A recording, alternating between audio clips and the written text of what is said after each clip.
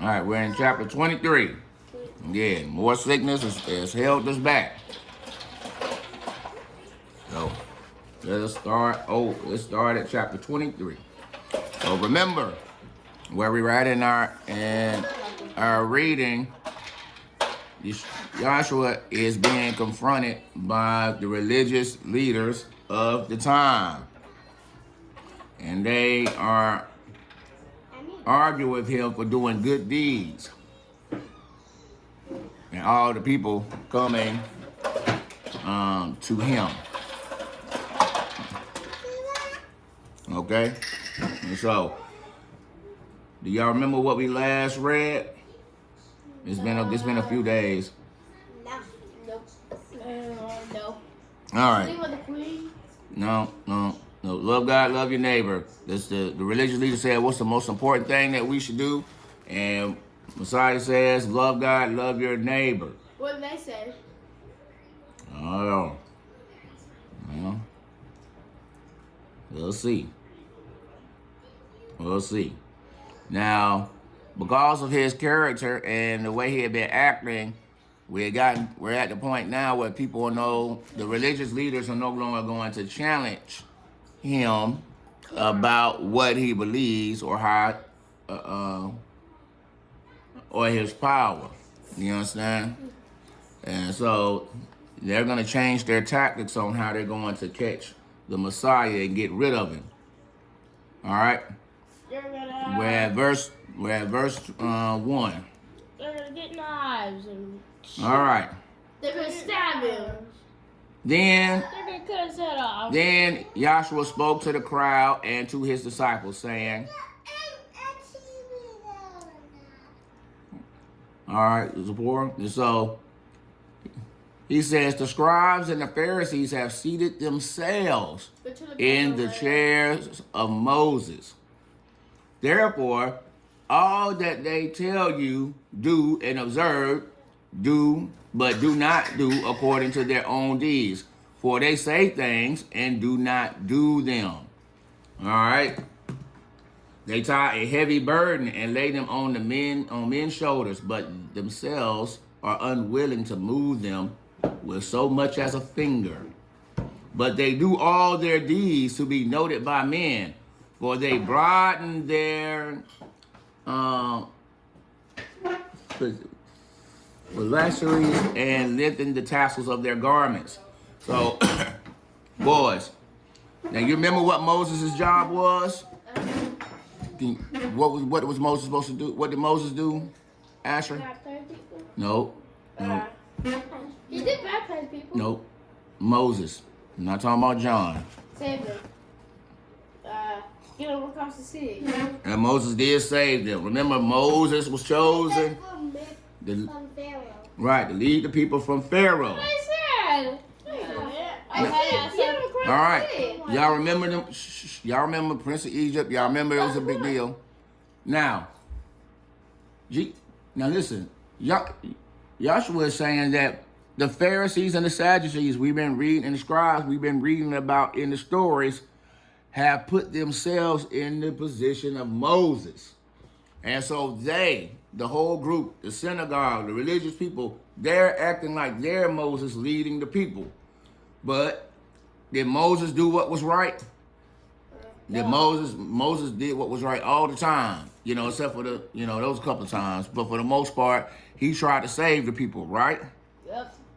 And Messiah saying, y'all religious people, Pharisees, Sadducees, and scribes, y'all ain't trying to save nobody.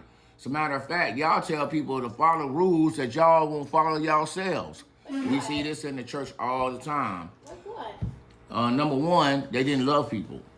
And that was the most important thing. They hated people, and then instead of using the rules to try to save people and help people, they used it to condemn the people and to put the people down.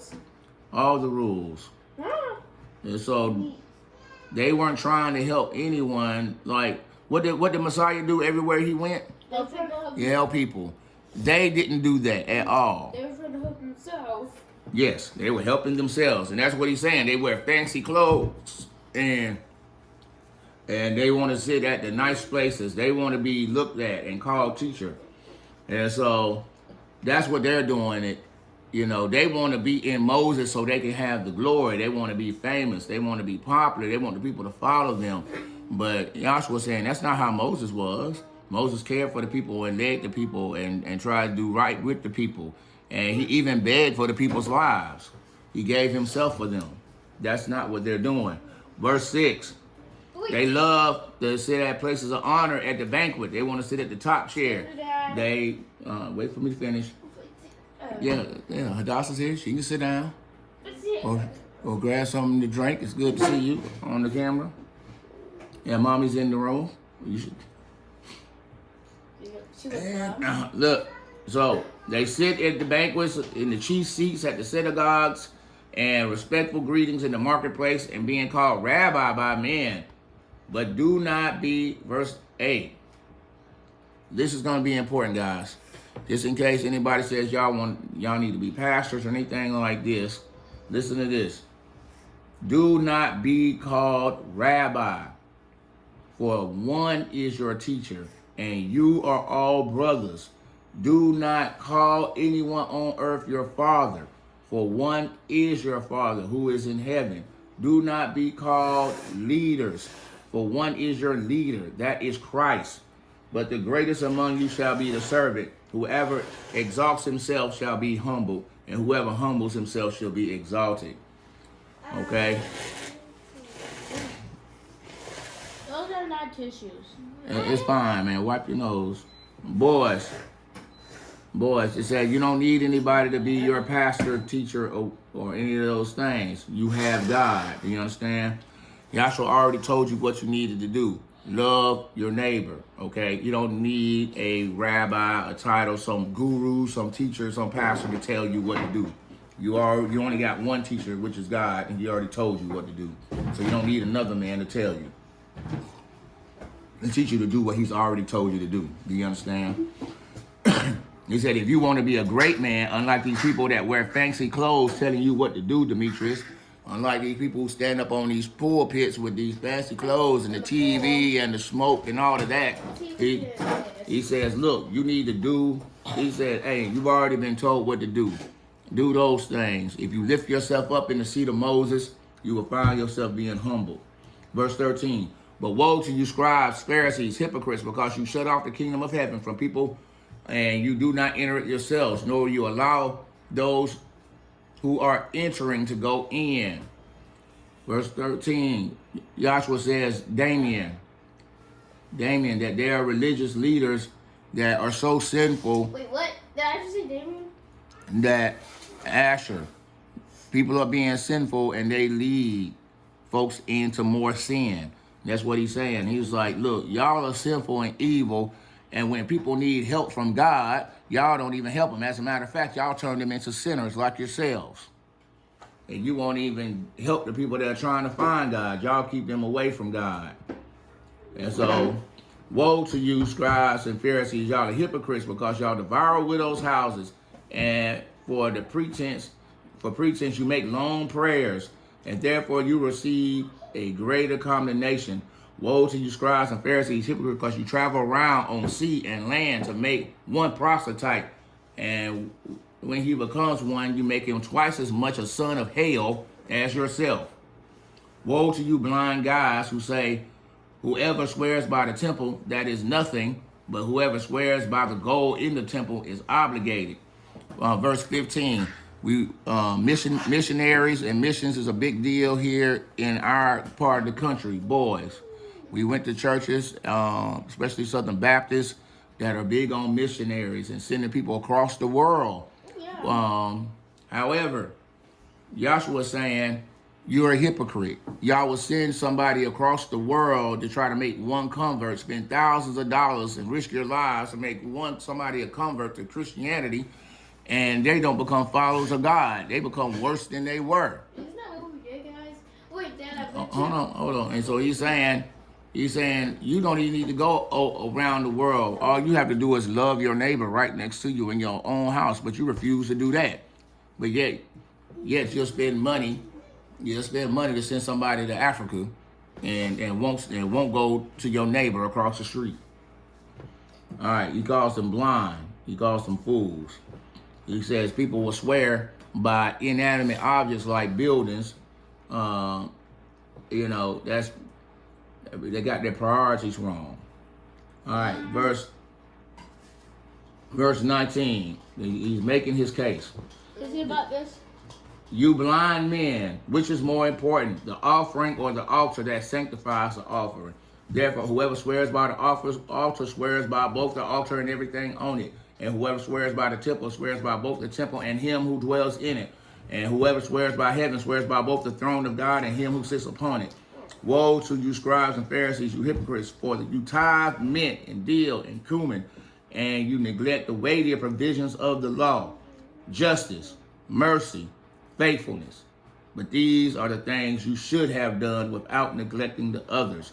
And so even when they're talking about the law, Asher, and rules, justice, mercy, and faithfulness is the way we act towards each other.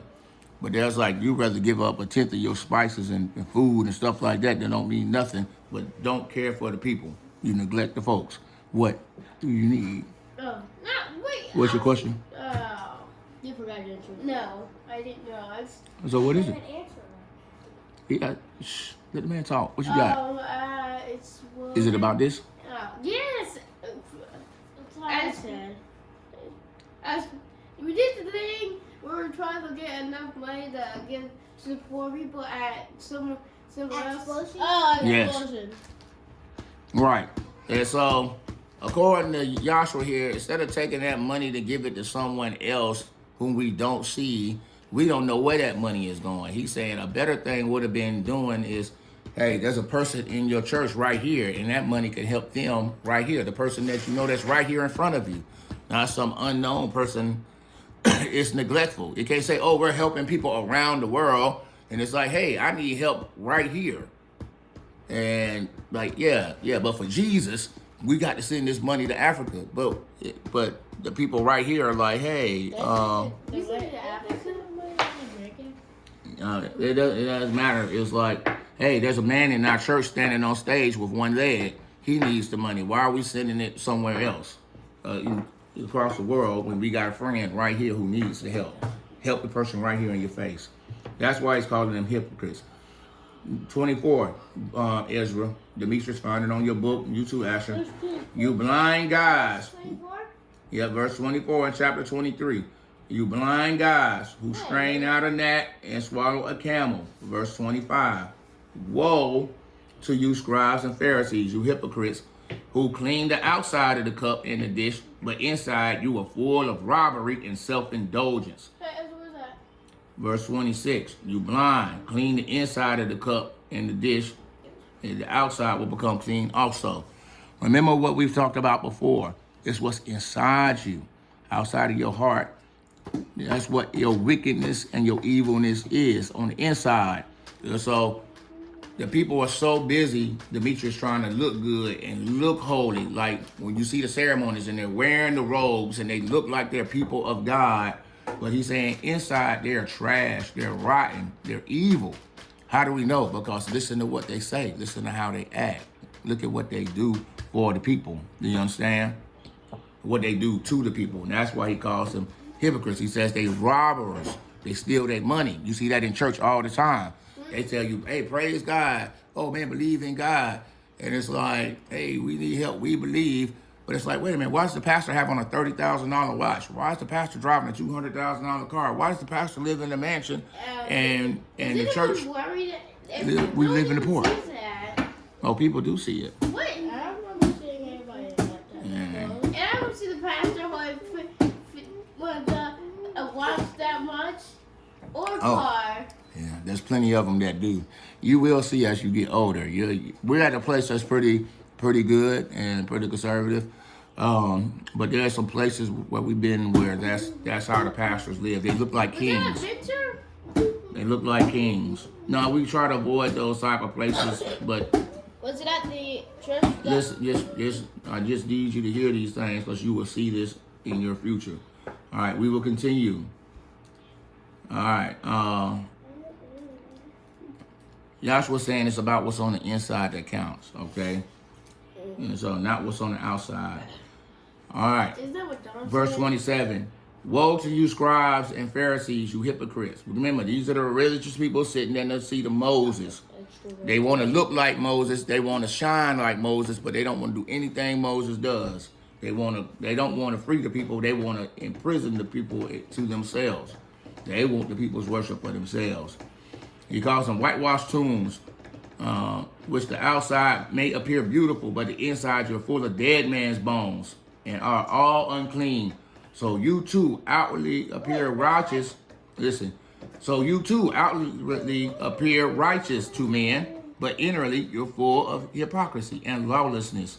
Woe to you, scribes and Pharisees, you hypocrites, for you build tombs to the prophets and adorn them monuments of righteousness, and say, we have been living in the days of our fathers. We would have been partners with them in shedding the blood of the prophets. So he's saying, y'all Pharisees and people are so wicked that y'all make tombs to Elijah and y'all want to praise all these prophets, but you would have been the very ones killing them. Just like you killed John, just like John got killed, just like y'all was trying to kill me. And that's what he's saying. Right, he's saying, y'all say we believe in the prophets, but y'all would have been killing them. So you listen, he said, so you testify against yourself that you are sons of those who murdered the prophets, filled up then to the measure of guilt of your fathers, you serpents, you brood of vipers. How will you escape the sentence of hell? Therefore, behold, I'm sending you prophets and wise men and scribes. Some of them you kill and crucify, and some of them you will scourge in your synagogues and persecute them from your city. So he's saying, I will send people to you, and y'all will beat them in your church. When they whooped you back then, they scourged you. Their belts had like pieces of glass and stuff in them, so it can rake the skin off of you. And they were beating people in church with stuff like that. They want to make sure you suffer, okay? And they will say that's diamonds? No. If they had diamonds, they would have definitely put diamonds in there, because that would particularly hurt. And because their goal, that was their goal, was to hurt you. Hey, stop holding hands and look down in that scripture. All right. And so, verse 35. So that upon you may fall the guilt of the righteous blood shed on earth, from the blood of the righteous Abel to the blood of Zechariah, the son of Berechiah, whom you murdered between the temple and the altar. Truly I say to you, all these things will come up in this generation. And so they even got so bad that they killed people inside their church, in their synagogue. Jerusalem, Jerusalem, who kills the prophets and stones those who are sent to her. How often I wanted to gather your children together the way a hen gathers her chicks up in her wings, and you were unwilling. Behold, your house is being left desolate. For I say to you, from now on, you will not see me until you say, blessed is he who comes in the name of the Lord. So he's saying to Jerusalem, to the people of God, to the people of Abraham, whom God has kept his promise, Damien. He's saying, you guys are so wicked, and I want to love you and bring you onto myself, like I did with your father, Abraham. Listen, Asher. And so he's saying, God is saying, I've been faithful to you this whole time, and now y'all do not want me. I'm here for you. I want to love you, bring you in, and y'all are rejecting me. Y'all want to kill me. What is the name here? No. We're at the end. We just finished. Oh, this is red Gatorade. Let's see. That is what his red Gatorade is. And we'll finish for now, so y'all can get back to work. But all you need to know from 24 is he's telling the religious leaders, the people who claim to be a moral authority, that they are wrong.